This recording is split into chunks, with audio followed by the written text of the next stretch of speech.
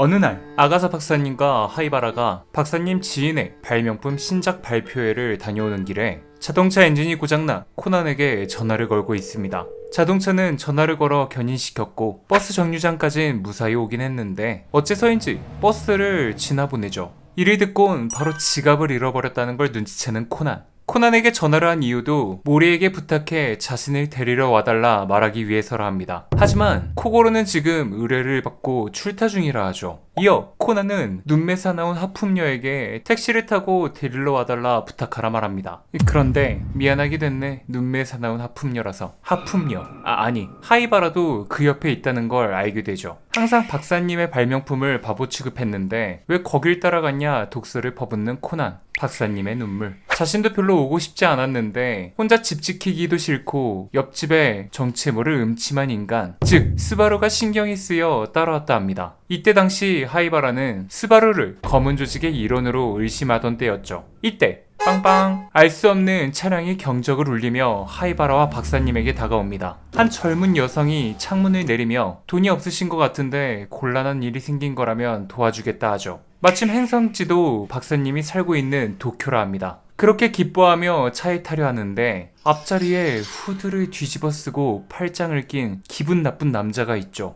여자는 자신의 지인인데 어제 잠을 못 자서 자고 있으니 신경 쓰지 말라 합니다. 박사님과 하이바라가 차에 올라타고 이를 확인한 빈이 쓴 여자는 출발을 하는데 뒷좌석에 짐도 있고 좀 좁달막하지만 참으라 말하는 여자. 하이바라는 그런 여자에게 자신들이 돈이 없는 건 어떻게 알았는지 말해줄 수 있냐 묻죠. 의문의 여자는 차를 세울 때쯤 박사님의 옷이 눈에 띄었다 합니다. 가슴팍에 난 얼룩. 그건 콜라 자국이었는데 자동차 안전벨트를 차고 있을 때 엎지른 것 같다 추리하죠. 옷을 갈아입지 않은 건 엎지른 지 얼마 안 됐다는 거고 그 말은 즉 조금 전까지 운전을 하고 있었다는 뜻. 그런데 당신들은 지금 차 없이 버스 정류장에서 서 있는 상태. 마침 자신들이 커피를 살 때 차를 끌고 가는 견인차를 봤었고 버스를 그냥 지나가게 한 모습을 보고 곤란한 상황일 거라 판단했다 합니다. 말 그대로 경이로운 추리. 이 말을 마친 여자는 이제 차를 출발해도 되겠냐 하이바라에게 묻죠. 그렇게 박사님과 하이바라를 태운 차는 도쿄로 향하고 차가 막히고 지루해졌는지 여자는 박사님에게 집이 어디냐 묻습니다. 이에 박사님은 베이카추 2번가라 대답하는데 자신들도 마침 그 근처인 베이카추 5번가에 있는 모리 탐정사무소에 가는 길이라 말하죠. 이 말에 반가운 듯 우리는 모리와 아는 사이라 말하려던 찰나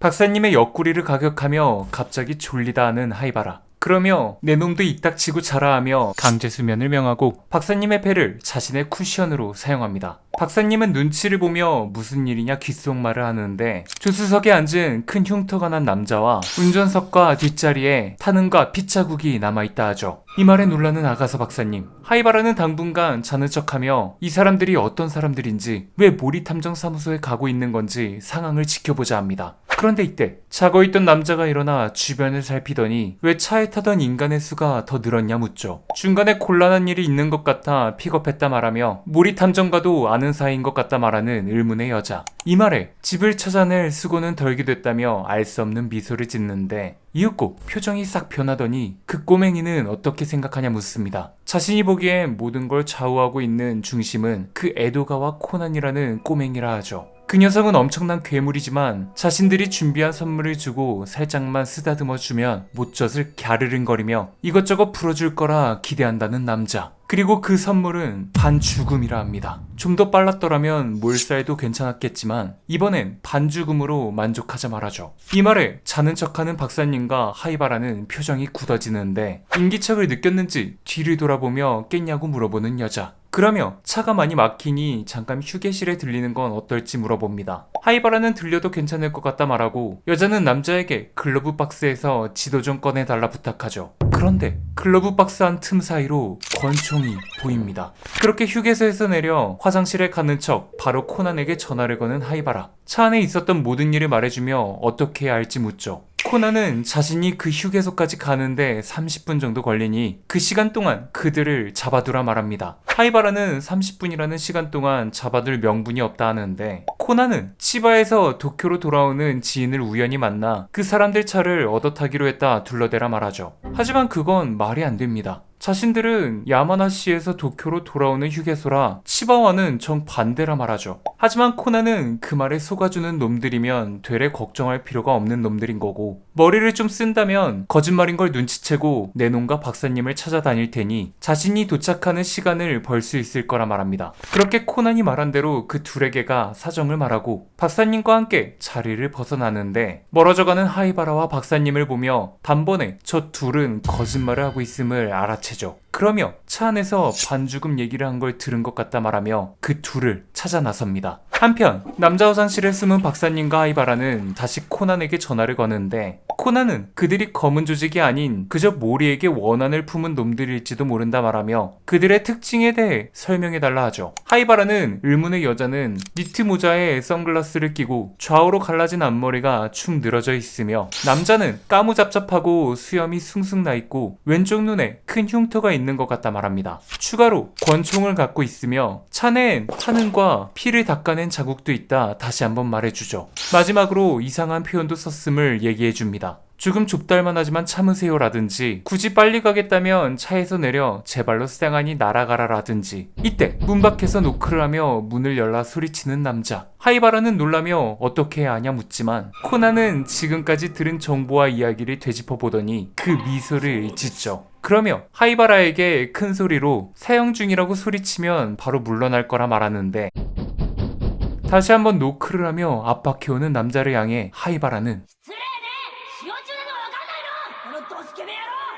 이게 무슨 실례야 이 변태 자식아, 온 힘을 다해 소리를 지르고. 이 소리에 깜짝 놀란 남자는 코난의 말대로 사과를 하며 화장실 밖으로 나갑니다. 그런데 소리를 지르고 생각해보니 이곳은 남자 화장실이죠. 코난은 그 사실을 알고 시킨 거니 걱정 말라 하지만, 하이바라는 자신이 남자 화장실에서 소리를 지른 시점에 이미 들킨 거 아니냐 당황해합니다. 코난은 이 말에 아랑곳하지 않고 옆에 창문이 있다면 그곳으로 빠져나가라 말하고, 코난의 말대로 박사님과 함께 창문 밖으로 나오는데 의문의 여자와 남자가 하이바라와 박사님 앞에 나타나죠. 동시에 코난도 이를 예상했다는 듯 그들이 기다리고 있을 거라 말합니다. 그리고 말하죠. 그냥 포기하고 잡히라고. 이색. 하이바라는 그거 맞냐며 당황스러워하는데 코난이 나타나며 그 둘은 형사니까 안심하라 하죠. 알고 보니 이 둘은 얼마 전 형사로 복직한 우에하라 유이와 야마토 칸스케였고, 한 사건이 도무지 풀리지 않아 도움을 청하러 왔다 합니다. 피로 얼룩진 붉은 벽의 수수께끼를. 이상 명탐정 코난 위험한 2인조 편이었습니다.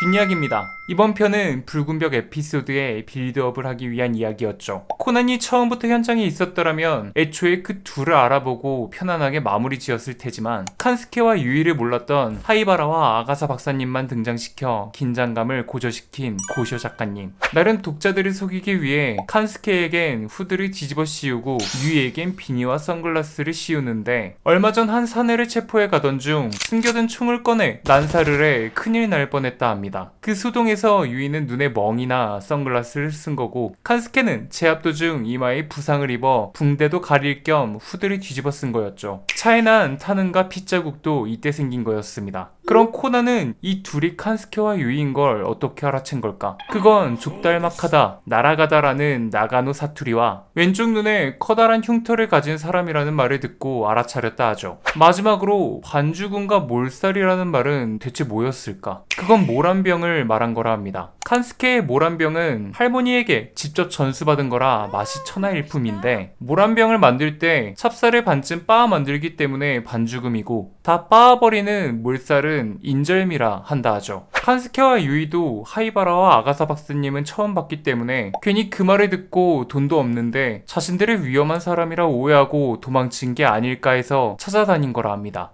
이상 정리 끝! 명탐정 코난 풀버전을 어디서 봐야 되지? 티빙 OTT 서비스를 사용하면 돼요. 어이 그건 너무 비싸다고. 피클 플러스로 보면 4,000원대에 볼 수 있다던데요?